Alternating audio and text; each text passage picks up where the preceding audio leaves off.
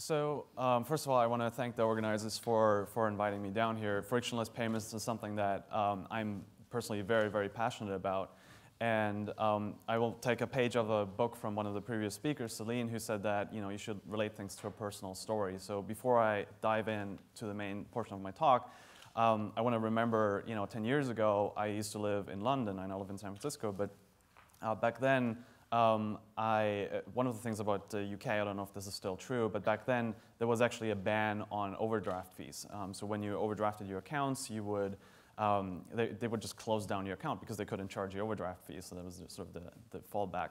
And so being a struggling web developer, that happened to me quite a few times. And so I entered this group called the Unbanked. And I don't know if when you work on payment products and you do your market segmentation, this is what you picture when you think about the unbanked, but I definitely learned to appreciate the difficulties and the friction that exists in a payment system today, especially, I could bore you with stories all day, but we'd be here till tomorrow. So because of that, like listening to all of you talk and all of the great speakers here, it's very encouraging to see how much innovation is now happening and how things are actually getting better finally. At the same time, there are some challenges involved with that. So I heard from several banks that at the same time as these startups are growing, that's also putting a greater strain on the banking infrastructure, the core banking systems, and also the interbank settlement rails. And that's where our company is primarily focused. We work on more efficient, more scalable, faster, cheaper, greater access for interbank settlement.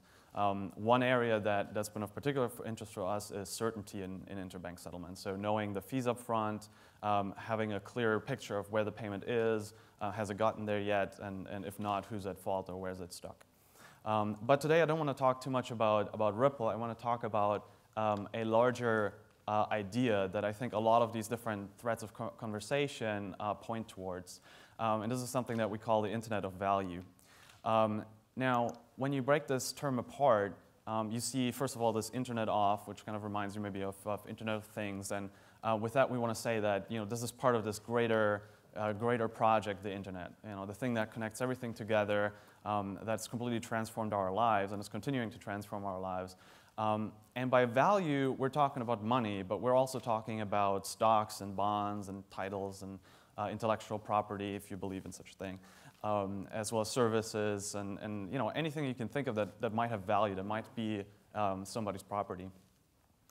And so when the web was first created, one of the most successful protocols, and it's happening all around us in this room right now, is HTTP. So right now your devices are probably talking HTTP without you even knowing it.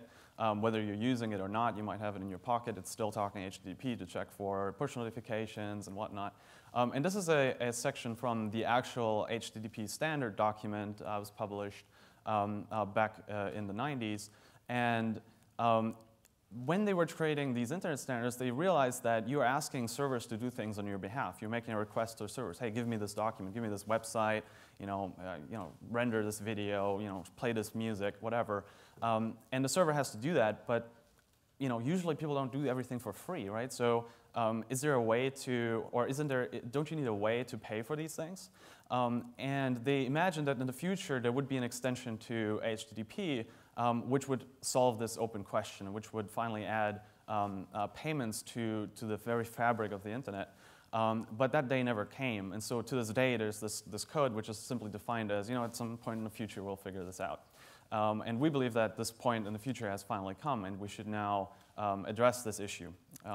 But what have people done instead, right? So obviously there are payments on the web, and the way that they work today is that you have a number of different payment solutions that are completely disconnected. They're silos. If you're a Visa merchant, you can't accept MasterCard. If you're a Alipay merchant, people can't just go and pay with PayPal, and so on. And there are some connections between these systems, but there is no universal standard. Whereas like when you think about the web of information, or the way that the World Wide Web as such works, there are connections between all the different websites. You can go to every single website, no matter where you are, no matter which browser you're using. You can go use Firefox. You can't just go to Firefox websites. You can go to every website because there's a standard in between. And the other thing that's really important about the web and why it's so transformative is the idea of having these connections be lateral. Okay, so in payment systems today, if you wanted to create a connection between Visa and, let's say, PayPal, those two organizations have to actually work together. They have to explicitly agree to enter into a partnership, and they take on certain risks with that. Whereas on the web, you can link to two websites. You don't have to ask for permission. You can just link them together. And so we think that there is a great challenge, but also a fantastic opportunity in creating a standard for payments where market makers, and I'll talk more about what their role is in a moment, but can actually link different systems together and thereby create connections that create a completely flat and more connected payments world. So today, this is kind of what you would see, is you have multiple hubs that payments are going through. One bank sends it off to their correspondent. That bank sends it off to another correspondent. And then finally, it gets to the destination bank, and then finally it gets to the destination account. But everyone's charging lifting fees. And one of the big problems is that you simply don't know what the fees are going to be many times. And there's delays. It takes several days for international payments. And so it is not a very good system. So what Ripple provides, and one of the key insights that we had early on was to provide a liquidity marketplace. So this kind of goes back to this idea of lateral connections. When you're a market maker and you're trading balances between two different, what we call ledgers, so that could be trading balances between a PayPal account and a bank balance, or between a merchant's bank balance and one of their suppliers, or really any balance anywhere in any value-carrying system. You can create rates between. You can allow people to provide markets in between. And that creates a sort of substrate where people can trade different cost of funds. And that's another thing that I'll get into more in a minute.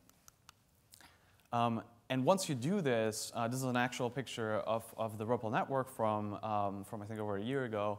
And it basically creates this very flat surface. And so we thought, this is interesting. And now we're exploring all the different use cases for this technology. So before I jump into the use case, let me give you kind of a paradox. So when you go to Western Union and you make a transfer through Western Union, they are actually going through some form of banking rails. It could be CLS, it could be correspondent banking. But whatever it is, it might not be real time. Yet, the recipient of this Western Union payment gets the money instantly. So how does that work? If the underlying system is slow, how can the system that's built on top of it be fast? And the reason for that is simply pre-funding. Western Union doesn't give the recipient the sender's money, it gives them their own money. And it simply settles up later and heavily aggregated. And that's also a big reason for why you can have systems that are expensive and then systems that are cheaper built on top of that. So for example, Visa, you might have a transaction that only costs a fee of 30 cents, even though the banks that are involved in this transaction later settle through a wire where like even just a single Swift message costs more than $1. So that kind of provides sort of a way to get around some of these fees. But it does require capital. It requires a great amount of capital. And so a big portion of the cost for a lot of corporates and for a lot of networks, which are basically, those are our customers. Like, for example, Western Union is currently exploring using Ripple, and we work with Seagate and some other corporates about trying to figure out if we can help them with their cash management. So right now, their cost structure looks something like this, where FX costs make up a certain percentage and fees make up a certain percentage, but really the bulk of their cost is in this pre-funding. They have to hold billions of dollars around the world. And that incurs an opportunity cost, a float cost that they have to carry. Now, there are other companies out there, such as hedge funds, banks, investment banks, that have a much lower cost of funds. And so there's a huge arbitrage opportunity. You could save these corporates, you could save these networks tens of millions of dollars, in some cases hundreds of millions of dollars, if you simply arbitrage and find whoever has the cheapest cost of liquidity. And the same principle you can apply to a much wider scale, because ultimately all funds transfers are arbitraging cost of liquidity. I have the money right here, but I'd rather have it over there. And so I need to find some arrangement from someone who can give me the money over there and take the money from over here. So ultimately what we're seeking to create is a liquidity marketplace. It's a place where people can go from corporates to maybe even small businesses, maybe even individuals one day, to try and arbitrage this cost of funds. So if you compare this, for example, with Uber, in Uber, they give you the closest driver, right? So they are a marketplace for cars or drivers. And with us, we're basically a marketplace for whoever has the lowest cost of funds, and that's what we're trying to provide to you. And so one of the big themes, I think, today was, do you work with the banks, or do you try to disintermediate the banks, or do you try to do the necessary integration, but otherwise stay away from banks? And for us, it's a very simple answer. We really need to work with the banks very closely because that's where the lowest cost of funds is, right? So the banks have the direct relationship with the central bank, and they can borrow at rates that other companies can't, simply can't. So this is kind of the key point that I have for this presentation. So very often when we work with customers and we show them, look, we can take your cost down from $5 to 50 cents, and then we can take your cost down from 50 cents per payment to 5 cents. At some point, I'll get the question of, why do I care? Like once it's below 5 cents, how do I even care about the cost of the payment? And so when I hear that question, I find it, I had to think about it a little bit because I get more excited the lower the fee gets, but it seems like our customers and everyone else seems to get less and less excited the lower the fee gets. And I think to understand why I get so excited about these minuscule fees is compared back to the internet. You could look at the internet, you could say, if we lower the cost of sending a message, a letter, let's say, from $1 down to 10 cents, that's great, that's fantastic, it saves us a lot of money. If we can take it down to 1 cent, okay, it saves us a little bit of money. If we can take it down to 1/10 of a cent, it doesn't really save us that much money anymore because we're already hardly paying anything. But that would be completely missing the point. No one would look at the benefits of the web that way. The benefit of lowering the cost to that level is you enable entirely new business model. YouTube would not be possible to try to do it over letters or over mail, right? And so it's not the fact that you can lower people's costs, it's that you can enable new business models. And so here's an example from UK introducing FPS, faster payments. It's not just that they made payments better and cheaper, it's that they vastly increased volume because suddenly payments were useful for all kinds of use cases that they were simply priced out before. And we think that what the Internet of Value represents to us is using technologies such as Bitcoin, such as Ripple, to enable that on a global scale. And then, of course, you get entirely different network effects, entirely different scale of network effects. And correspondingly, presumably, a much greater increase in volume. So when we talk about this, there's another piece of the story that I'm kind of skipping over, and I want to spend a little bit of time talking about that. So a big part of the cost in a payment is the actual payment experience. So today, payments are usually from person to person, from human to human, and at some point in the payment experience, you'll have something like this. You'll have a button, right? And that's fine if you have, so like the average American, 2 electronic payments per day, 2.1 on average. But if you have, an explosion in the scope and volume of payments, this obviously doesn't work anymore. We can't authorize every payment again and again. And there are models out there that are starting to be more interesting, like you can bundle a lot of costs together, like Spotify does, or you can make the payment experience something that's completely implicit to the interaction, like Uber does. But I want to give you an example of what this could look like on the web, right? So when you're browsing the web, you're probably going to use a web browser, or you're going to use a smartphone with your apps on it. In both cases, you're essentially using the internet or using the web. And so when you interact with websites, you have a limited amount of resources, right? So on your computer, it might be the amount of screen space. On your phone, it might be even more limited screen space. Like the resources on the phone are going to be even more limited. At the same time, you have things like your memory on your phone, you have your CPU, and you have to worry about how do I allocate these resources to allow sites to provide their service to me, but at the same time, I don't have infinite resources. I have to allocate them in some way.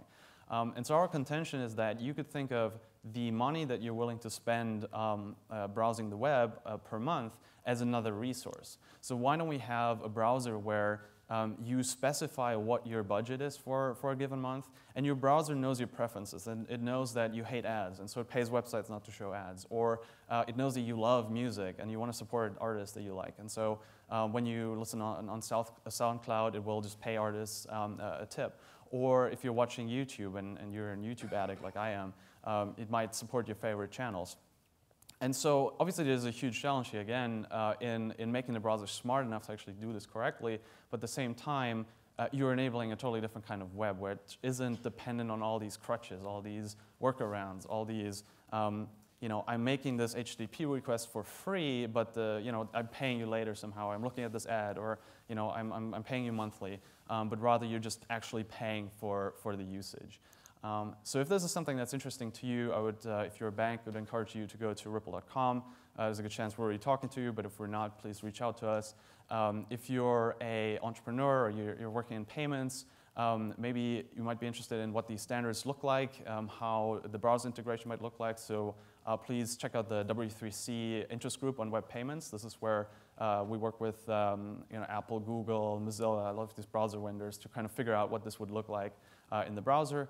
And otherwise, just come up to me, and I'd love to talk to you. So thank you very much.